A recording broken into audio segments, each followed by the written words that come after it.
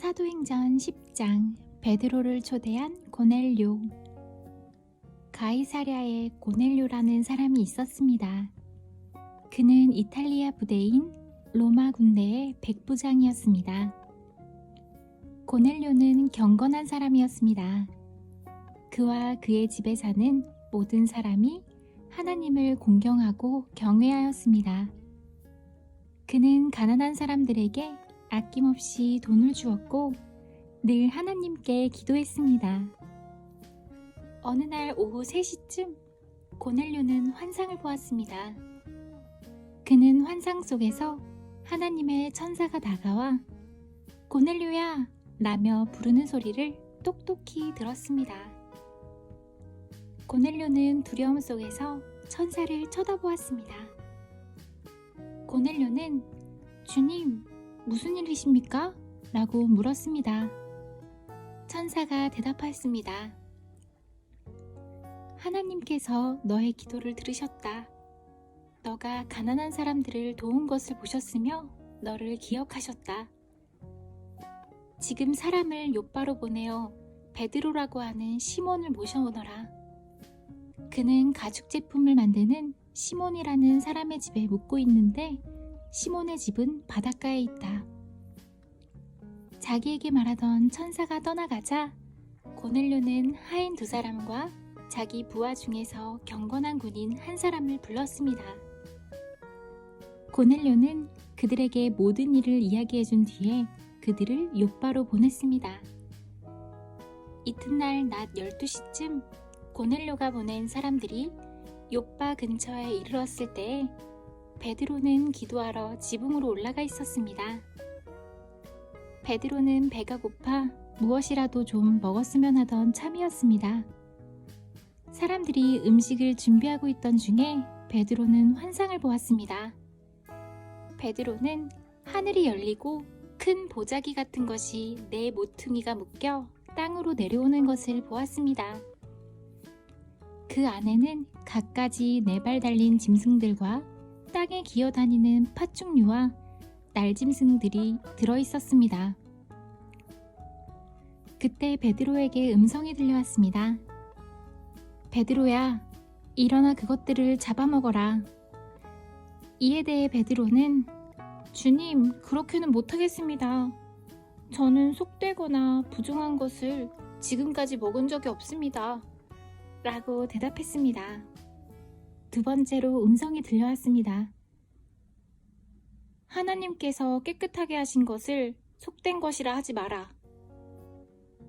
이런 일이 3번 있은 뒤에 보자기는 즉시 하늘로 올라갔습니다.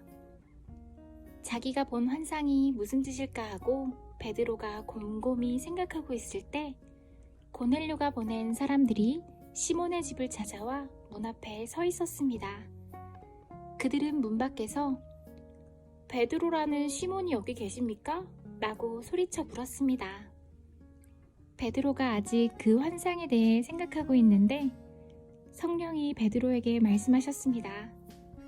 시몬아, 3사람이 너를 찾고 있다. 일어나 내려가거라. 그들은 내가 보낸 사람들이니 주저하지 말고 그들을 따라가거라. 베드로가 그 사람들이 있는 곳으로 내려가 말했습니다. 내가 그대들을 찾는 사람입니다. 무슨 일로 오셨습니까? 그 사람들이 이렇게 대답했습니다. 저희는 고넬료라는 로마 백부장이 보낸 사람들입니다.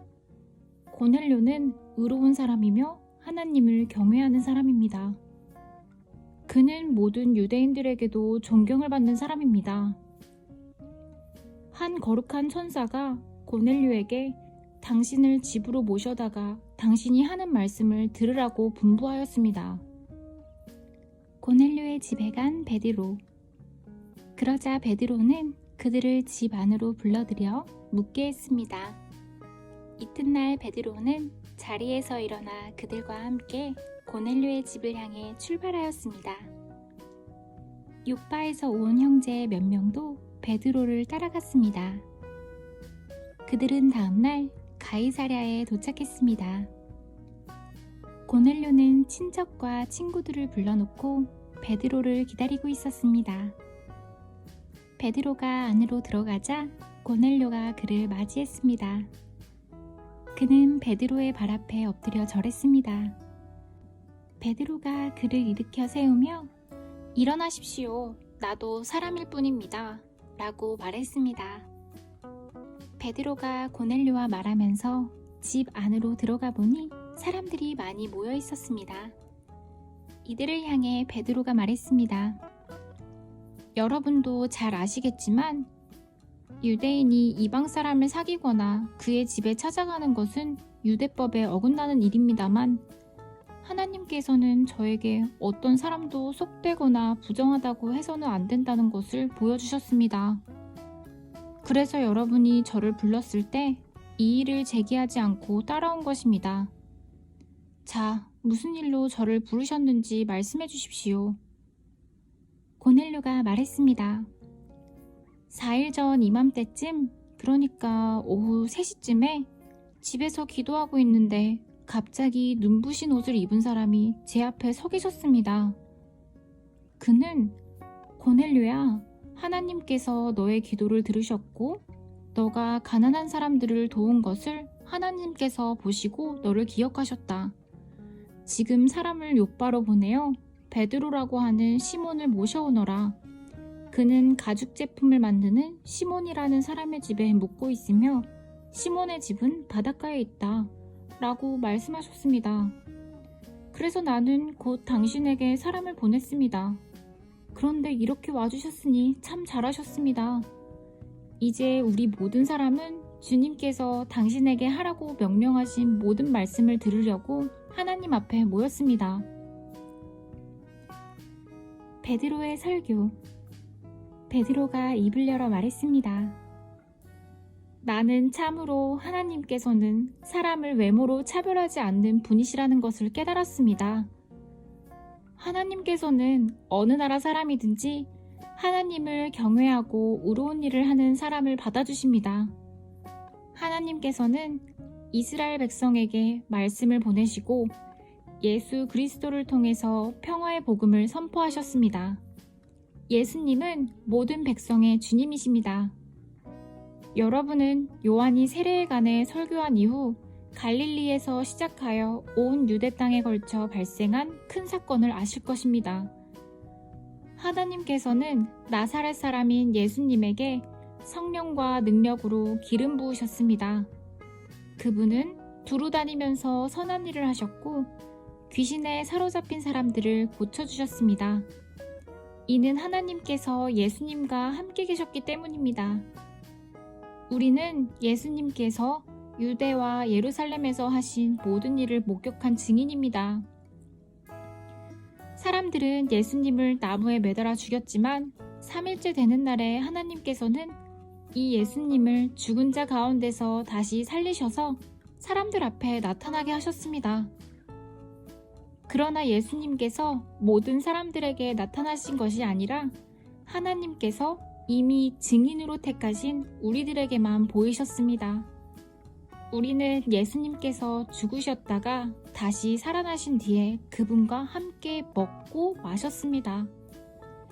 예수님께서는 우리에게 명하시기를 하나님께서 이 예수님을 살아있는 사람과 죽은 사람의 심판자로 세우셨다는 것을 사람들에게 전파하고 증언하라고 하셨습니다. 모든 예언자들도 예수님을 믿는 사람은 다 그분의 이름으로 죄를 용서받는다고 증언했습니다. 이방 사람들이 성령을 받음. 베드로가 이런 말을 하고 있을 때 말씀을 듣고 있던 모든 사람들 위해 성령께서 내려오셨습니다. 베드로와 함께 온 할례 받은 신자들은 하나님께서 선물로 주신 성령을 이방 사람에게까지 부어주시는 것을 보고 깜짝 놀랐습니다. 이방인들이 방언을 말하고 하나님을 찬양하는 것을 그들이 들었기 때문입니다. 그때 베드로가 말했습니다. 이 사람들이 우리와 마찬가지로 성령을 받았으니 이들에게 물로 세례를 주는 것을 누군들 막을 수 있겠습니까? 베드로는 그들에게 예수 그리스도의 이름으로 세례를 받으라고 명하였습니다. 그때 그들은 베드로에게 자기들과 함께 며칠 더 머물다 가라고 부탁했습니다.